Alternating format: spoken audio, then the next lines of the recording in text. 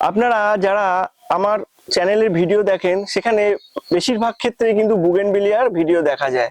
আর আজকে দেখতে পাচ্ছেন খুব সুন্দর একটি গোলাপ গাছ, যেটি আমার ছাদ বাগানে। এই গোলাপ গাছও কিন্তু আপনারা যারা বুগেনভিলিয়া করছেন তার সাথে সাথে গোলাপও করতে পারেন। অনেকে ভয় পান যে গোলাপ হয়তো খুব কঠিন, এটা করা সম্ভব না, কিন্তু খুব সহজেই করতে পারবেন। আমি এই বুগেনভিলিয়ার সাথে সাথেও এই গাছটি করেছি, আর এটাতে এমন কিছু তেমন যত্ন না, খুব সাধারণ ভাবেই করেছি, তাতে দেখুন এত পরিমাণে কিন্তু ফুল হয়েছে। এই যে এখনো সম্পূর্ণ ফুল হয়নি, এখনো কুড়ি রয়েছে কিছু কিছু।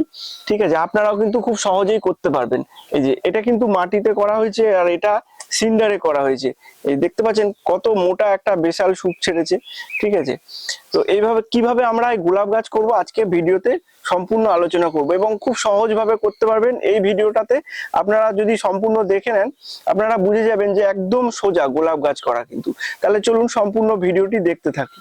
আর তার আগে যারা এই চ্যানেলে নতুন আছেন তারা অবশ্যই চ্যানেলটি সাবস্ক্রাইব করে নেবেন। এবার গোলাপ গাছ করার ক্ষেত্রে সবার আগে যে জিনিসটা আমাদের মাথায় রাখতে হবে, আমরা এই যে বাজারে বিভিন্ন রকমের গোলাপ গাছ বিক্রি হয় এবং তাতে ফুল কিন্তু খুব সুন্দর দেখি একটা ফুল, এই গাছটা নিয়ে এসে আমরা লাগিয়ে দিই। কিন্তু এইরকম করলে হবে না, সবার আগে বেশ কিছু আইডি আছে, যে আইডি গুলো আপনারা কিন্তু করতে পারেন। এগুলো সেগুলো হচ্ছে টবের জন্য পারফেক্ট, এগুলো টবেতেই ভালো হবে। আপনাদের সেই সমস্ত আইডি গুলোকে চুজ করতে হবে, সেইগুলো আপনারা যদি করেন তাহলে সেই গাছগুলো কিন্তু আপনারা সহজে করতে পারবেন। তো আমি এই আইডি গুলো আপনাদের পরপর আমি এই ভিডিও স্ক্রিনে আমি দিয়ে দিচ্ছি, আপনারা দেখে নিন। এই আইডি গুলো কিন্তু আপনারা একমাত্র করবেন, এগুলো খুব সহজ। যারা নতুন করছেন তারা এগুলো করুন, এগুলো দিয়ে স্টার্ট করুন। সব গাছ কিন্তু পটের জন্য নয়। আর দ্বিতীয় হলো গোলাপের মাটি, এই মিডিয়াটা কিভাবে করব। প্রথমত আপনারা যারা নতুন করছেন সিন্ডারে না করে প্রথমে মাটিতে করুন। আর এই মাটির মিডিয়াটা কিভাবে তৈরি করতে হবে ভিডিওতে আমি দেখিয়ে দিচ্ছি। দেখুন এইখানে কিন্তু আমার এই মিডিয়া অলরেডি রেডি করা রয়েছে। এটা কিন্তু ইনস্ট্যান্ট মাটি তৈরি করে সঙ্গে সঙ্গে গাছ লাগানো যাবে না। এই মাটি তৈরি করার পরে অন্তত 1 মাস আপনাদেরকে রাখতে হবে এই মাটিটা। তো এই মাটিতে আজকে আমার যে এই গোলাপ গাছটি, এটা মাটির মিডিয়াতে আমি এই গাছটি প্রতিস্থাপন করব, সেটা আজকে ভিডিওতে আপনাদের দেখাবো। তো এটা অলরেডি রেডি মাটি, দেখুন এই যে ঝুরঝুরে মাটি। আর আর যে এখন যে আমি মাটি তৈরি করার যে কিভাবে কি আপনারা মাটিটা তৈরি করবেন সেটা আপনাদের আমি দেখিয়ে দিচ্ছি ভিডিওতে, দেখে নেন। এই যে আমরা দুটো টব তৈরি করি মানে মাটি, তাহলে এই যে প্রথমত যে টবে মাটিটা নেব আমরা, সেই মাটিটা কিন্তু এই যে একটু ছোট ছোট ডেলা আকৃতির থাকবে এবং একদম গুঁড়ো মিহি নয়। ঠিক আছে, এই যে একটু ডেলা ডেলাও থাকছে আবার একটু গুঁড়োও থাকছে, মিক্সচার এই মাটি। 1 টব মাটি নিলাম। আর সবার আগে যেটা মানুষের ধারণা থাকে যে বেশ বড় সড়ো একটা টবে দেবো গাছটা, আর গাছটা খুব বড় হবে, এটা একদম সম্পূর্ণ ভুল। গোলাপ প্রথমে শুরু করতে হবে এরকম সাইজের টব দিয়ে, ছোট টব থেকে। এবার গাছের গ্রোথ অনুযায়ী এগুলোকে বাড়াতে হবে। যেমন এটার ফুল হয়ে গেলে এটার টবটা চেঞ্জ হবে। ঠিক আছে, এটার আর একটু গ্রোথ হচ্ছে, যেমন এইগুলো ছাড়ছে পাতা, এটা যেমন গ্রোথ হচ্ছে এটারও সেই অনুযায়ী টবগুলো চেঞ্জ হতে থাকবে। তো যাই হোক, এরকম সাইজের টব কিন্তু আপনারা প্রথমে নির্বাচন করবেন। আর এই যে প্রথমে আমি মাটি নিলাম, 1 টব মাটি নিলাম, এখান থেকে আপনারা দুটো টব মাটি প্রস্তুত করতে পারবেন। তাহলে 2 টবের জন্য 1 টব মাটি আর হাফ টব এখানে আছে মোটা দানার বালি, বিল্ডিং করার যে বালি সেই বালিটা নিয়ে নিলাম। মানে 50% মাটি, 50% মোটা দানা বালি, 25% মোটা দানা বালি, আর 25% হলো ভার্মি কম্পোস্ট। এই যে গোবর সারটা অ্যাভয়েড করাই ভালো, কারণ গোবর সার যেটা অন্তত 1.5 বছর বা 1 বছরের পুরনো না হলে সেই গোবর সারে কিন্তু গাছ ভালো হবে না। তো সেই জন্য আপনারা একটু ভালো মানের ভার্মি কম্পোস্ট সংগ্রহ করে নেবেন। ঠিক আছে, তো এখানে আমি এই যে এটা নিয়ে নিলাম, বালি, ভার্মি কম্পোস্ট, মাটি, এবং তার সাথে একটু এই যে কাঠ কয়লা দেখতে পাচ্ছেন, এই কাঠ কয়লা 1 মুঠো মতন দেবো। কাঠ কয়লায় কিন্তু প্রচুর পরিমাণে পটাশ থাকে এবং এই কার্বন, ঠিক আছে, এই মাটির পিএইচটা মেনটেনের জন্য খুব সাহায্য করবে এই কার্বন। ঠিক আছে, কাঠ কয়লা দিলাম।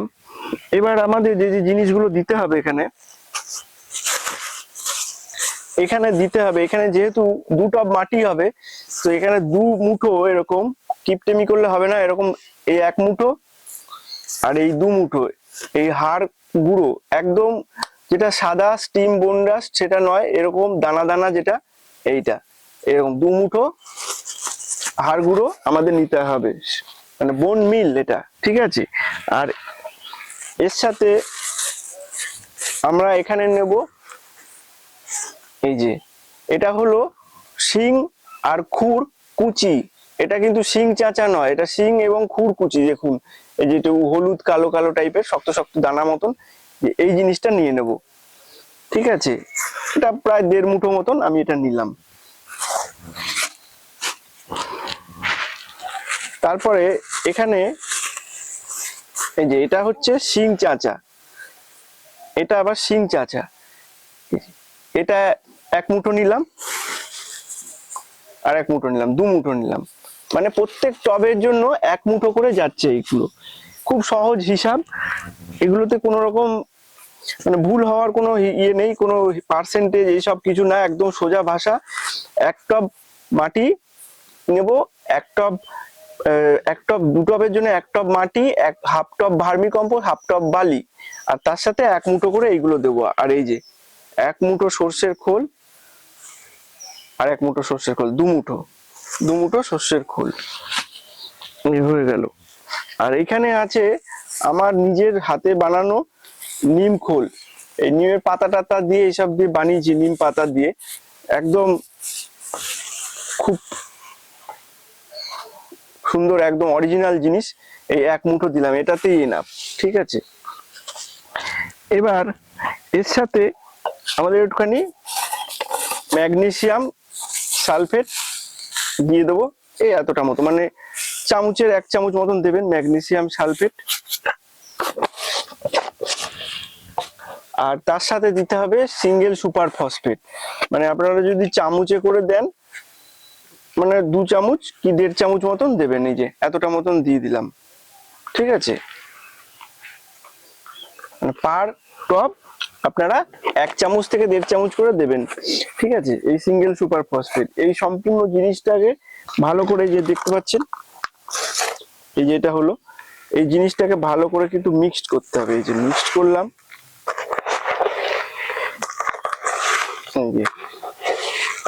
এই জিনিসটা ভালো করে মিক্সড করতে হবে, এবং মিক্সড করে এটাতে ভালো করে জলের ছিটা দিয়ে বা স্প্রেয়ার দিয়ে ভালো করে স্প্রে করে দেবেন। স্প্রে করে দিয়ে এই জিনিসটা একটু ভিজে ভিজে হয়ে যাবে, এবং সেটা একটা পলিথিন দিয়ে ঢেকে ছাওয়া জায়গাতে রেখে দিতে হবে। মোটামুটি 1 মাস এই জিনিসটা রেখে দিতে হবে, আর এর ভিতরে একদম সাদা সাদা ছাতার মতন হয়ে যাবে।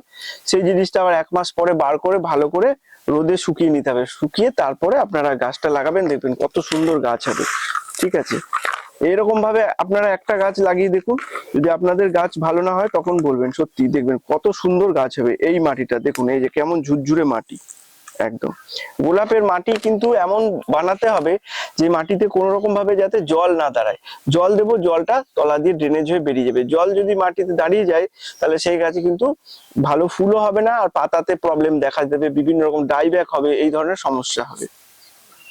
এবার হয়ে গেল মাটির কথা, ঠিক আছে। তো এই গাছটা আমি এবার প্রতিস্থাপন করব, ঠিক আছে, প্রতিস্থাপন করব, এবং তার সাথে সাথে আপনাদের আরো যে সমস্ত গুরুত্বপূর্ণ বিষয়গুলো সেটা বলে দিচ্ছি। গোলাপের যে সব থেকে গুরুত্বপূর্ণ জিনিস হলো জল। জল যদি কোনো ভালো না হয় গোলাপ কিন্তু কখনো করা সম্ভব হবে না। তো সেক্ষেত্রে আপনারা যদি 1টা 2টো গাছ করেন গোলাপের, আপনারা চেষ্টা করবেন এই গুরুত্বপূর্ণ টিপসটা সবসময় মাথায় রাখবেন। এই যে জলটার কথা বলছি, এই জলটা আপনারা যে ব্যারেলের জল আপনারা খান, সেই জল একটু আলাদা করে রেখে দেবেন, 1 ব্যারেল জল।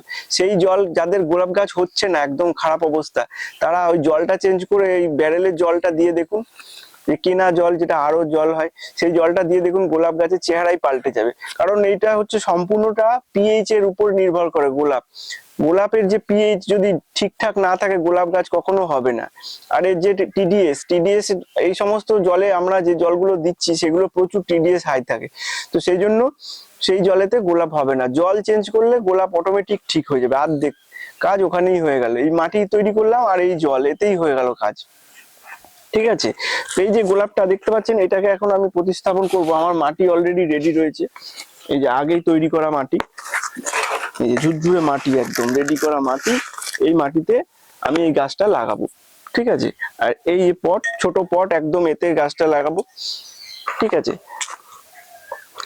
তো এবার এই যে জলটার কথা বললাম, জল কিন্তু আপনাদের যে জলটা বললাম সেই জলটা আপনারা দেবেন। এবার যারা জল মানে জোগাড় করতে পারছেন না, তারা কিন্তু পিএইচ গাছের সমস্যা হলে কিভাবে বুঝতে পারবেন, এই যে গাছটা দেখতে পাচ্ছেন এখন, এর কিন্তু পাতাটা একদম সবুজ, ডিপ সবুজ কালারের প্রত্যেকটা গাছের পাতা।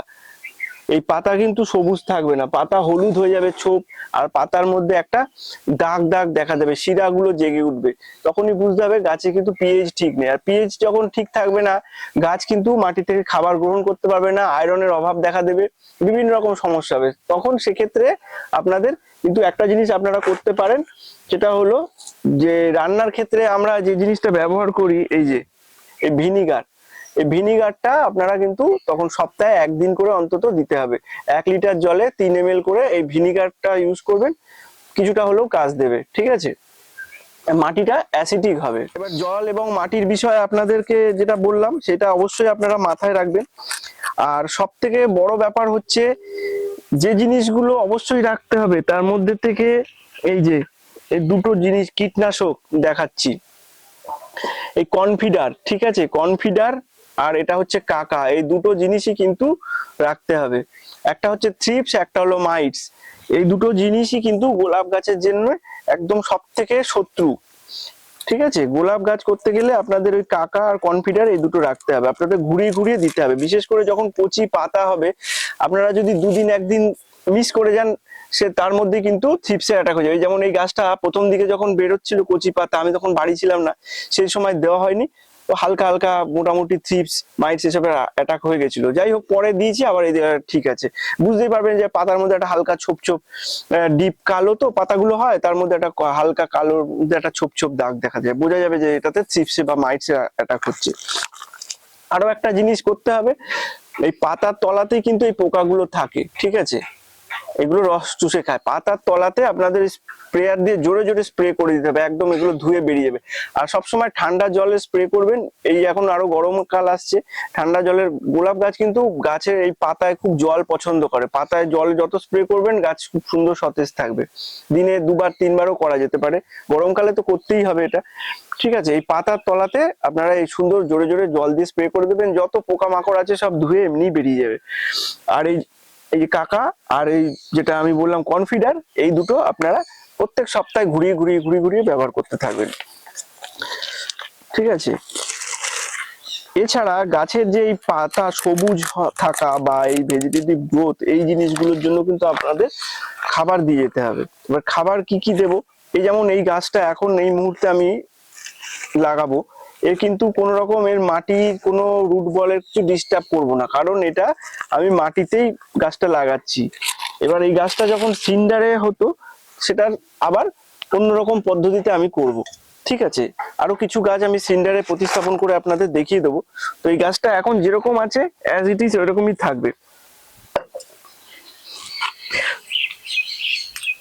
জাস্ট এখানে তলায় এরকম খোলামকুচি দিয়ে দিলাম, যাতে জলটা ভালোভাবে বেরিয়ে যায়। ঠিক আছে, আর এই কোনাতেও একটা দিয়ে দেবো এরকম। এবার মাটি দেবো, শুধু গাছটা জাস্ট বসিয়ে দেবো। ঠিক আছে, এবার এই গাছটার কি পরিচর্যা হবে, এই গাছটার এখন সে মতন ফুলটা আছে থাক, কোনো অসুবিধা নেই, আপনারা ফুল শুদ্ধ লাগাতে পারেন। যদি দেখেন যে ফুলগুলো বেশি পুরনো হয়ে গেছে, ফুলগুলো গাছটা লাগানোর পর ফুলগুলো কেটে দেবেন। ঠিক আছে, তো আমি ফুলটা আর কাটছি না, এই অবস্থাতে আমি গাছটা লাগিয়ে দেবো। এই গাছটা প্রতিস্থাপন করার পরে মোটামুটি 5 থেকে 6 দিন একটুখানি কোনো রকম খাবার দাবার কিন্তু একে দেবো না। ঠিক আছে, তারপর থেকে কিন্তু এর ফিডিং চালু হয়ে যাবে। প্রথমে আমরা এই গাছটা রুট ট্রিটমেন্ট করবো, রুট ডেভেলপমেন্ট করতে হবে। ঠিক আছে, এবার রুট ডেভেলপমেন্ট করার জন্য আপনারা 2 রকম ভাবে রুট ডেভেলপমেন্ট করতে পারি। একটা হচ্ছে যেটা জৈবিক উপায়ে রুট ডেভেলপমেন্ট করতে গেলে আমাদেরকে মাইক্রোরাইজা এবং ট্রাইকোডার্মা ভিরিডি এই দুটো ব্যবহার করা যেতে পারে। কিন্তু যেহেতু এখানে আমরা এই সিঙ্গেল সুপার ফসফেট দিলাম, তারপর ম্যাগনেসিয়াম সালফেট দিলাম, এই মাইক্রোরাইজাটা একটা উপকারী ছত্রাক। ঠিক আছে, তো এ কিন্তু এই যে এই জিনিসগুলো দিলাম, এতে কিন্তু এ কাজ করবে না, গাছ পুরো এই যে মাইক্রোরাইজার যে ব্যাকটেরিয়া গুলো সেটা কিন্তু সম্পূর্ণভাবে বিনষ্ট হয়ে যাবে, তাই এতে দিয়ে আর কোনো লাভ নেই। কেউ যদি এইগুলো স্কিপ করে দেন, এই যে রাসায়নিক সার দুটো যে দুটো দিলাম আমি, হচ্ছে ম্যাগনেসিয়াম আর সুপার ফসফেট, এই দুটো যদি স্কিপ করে দেন সেক্ষেত্রে কিন্তু মাইক্রোরাইজা আর ট্রাইকোডার্মা ভিরিডি এই দুটো দিতে পারেন। এইটা দিলে কি হবে, গাছের প্রচুর পরিমাণে শিকড় হবে। আমি এই দুটো দিচ্ছি না, আমি এই মুহূর্তে যে জিনিসটা ব্যবহার করব তাতে শিকড় হবে সেটা হলো 12-61-0, এই যে সিঙ্গেল সুপার ফসফেট দিয়েছিলাম, এটা যার কাছে আছে এটাও দিতে পারেন, তার পরিবর্তে 12-61-0 ব্যবহার করতে পারেন। কিন্তু সেটা কবে ব্যবহার করব, আজ থেকে প্রায় 5 দিন পর। এই গাছটা সবে এক্ষুনি লাগানো হলো, এতে কোনো রকম এখন খাবার দেওয়া যাবে না। এতে যেটা করতে হবে শুধুমাত্র এতে হিউমিক অ্যাসিড 1 গ্রাম গুলে গাছটার গোড়ায় ভালো করে দিয়ে দেবো, ভালো করে পুরো একদম ভর্তি করে জল দেবো এবং ড্রেনেজ হয়ে জলটা বেরিয়ে যাবে। এই হিউমিক অ্যাসিড দিয়ে আমরা নর্মাল একটু শেডি জায়গায় রেখে দেবো গাছটা। তারপরে ফুলটা একটু পুরনো হয়ে যাবে, 4-5 দিন পরে ফুল কেটে দেবো, এবং কেটে দেওয়ার পরে তারপরে আমরা 12-61-0 প্রত্যেক মানে একদিনের গ্যাপে গ্যাপে দেবো। সাপোজ আজকে দিলাম, কালকে গ্যাপ দেবো, আবার পরশু দিন দেবো, মানে এইভাবে দিতে থাকবো। এরকম ভাবে টানা 15-20 দিন এরকম ভাবে চলবে এবং গাছটার সুন্দর রুট ডেভেলপমেন্ট হবে এবং দেখবেন এইসব নোটগুলো থেকে নতুন নতুন কচি পাতা ছাড়ছে।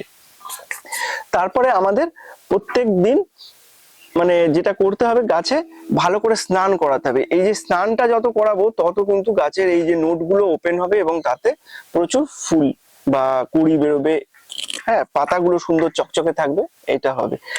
আর এছাড়া আমাদের এই ফিডিং করতে হবে প্রত্যেক একদিন অন্তর অন্তর, কিন্তু এই 12-61-0 যেই 15-20 দিন হয়ে গেল তারপর থেকে আমাদের দিতে হবে এনপিকে 19-19-19 বা 20-20-20, এটা দিলাম একদিন দিলাম গ্যাপ দিয়ে, তারপর 12-61-0 দেবো, একদিনের গ্যাপ দিয়ে দেবো ম্যাগনেসিয়াম সালফেট দেবো, ঠিক আছে, একদিন দেবো 13-0-45, এইভাবে আমরা দিতে থাকবো প্রত্যেক একদিনের গ্যাপে গ্যাপে। আর প্রত্যেক সপ্তাহে আমরা এটাতে মাইক্রোনিউট্রিয়েন্ট স্প্রে করব। এটাতে আপনারা মোবোমিন স্প্রে করতে পারেন, এতে আয়রন আছে, এতে যদি গাছের আয়রনের ঘাটতি হয় সেটা কিন্তু পূরণ হয়ে যাবে। মোটামুটি যেটা এইভাবে আপনারা এই গাছটা করতে থাকুন, আশা করছি আপনাদের গাছও কিন্তু খুব সুন্দর হবে, আমার থেকেও ভালো হবে। আমার তো এত বুগেনভিলিয়া গাছ আমার একদম যত্ন করার সময় হয়নি, আমি অনেক লাস্টে গাছটা প্রুনিং করেছি, তো মোটামুটি এরকম ফুল হয়েছে। আপনারা যদি করেন ভালো করে, তো এর থেকে কিন্তু অনেক ভালো গাছ আপনারা করতে পারবেন, ঠিক আছে। তো এইভাবে করুন। আরো অনেক তথ্য আছে, সে তো একটা ভিডিওতে বলা সম্ভব না, ভিডিওটা অনেক বড় হয়ে যাবে। আরো পার্টে পার্টে বিভিন্ন রকম তথ্য গোলাপের সম্পর্কে নিয়ে আসবো, ঠিক আছে। কিভাবে সিন্ডারে গোলাপ করতে হয়, কিভাবে এইরকম ভাবে বেসাল শুট বেরোবে গাছের খুব মোটা, সমস্ত কিছু, পাতা হলুদ হয়ে যাচ্ছে, আরো সব সমস্যা নিয়ে আসবো। আপনারা অবশ্যই চ্যানেলটি সাবস্ক্রাইব করে রাখবেন আর কমেন্ট করে জানাবেন যে আপনাদের গোলাপ নিয়ে কি কি সমস্যা হচ্ছে। পরবর্তী ভিডিওতে আমি গোলাপ নিয়ে আরো বিভিন্ন রকম তথ্য আপনাদের সামনে তুলে ধরবো। তাহলে আজকের মতো ভিডিওটি এখানেই শেষ করছি। আশা করছি আপনাদের ভিডিওটি ভালো লেগেছে। যদি ভিডিওটি ভালো লেগে থাকে অবশ্যই চ্যানেলটি সাবস্ক্রাইব করে সঙ্গে থাকবেন। ধন্যবাদ।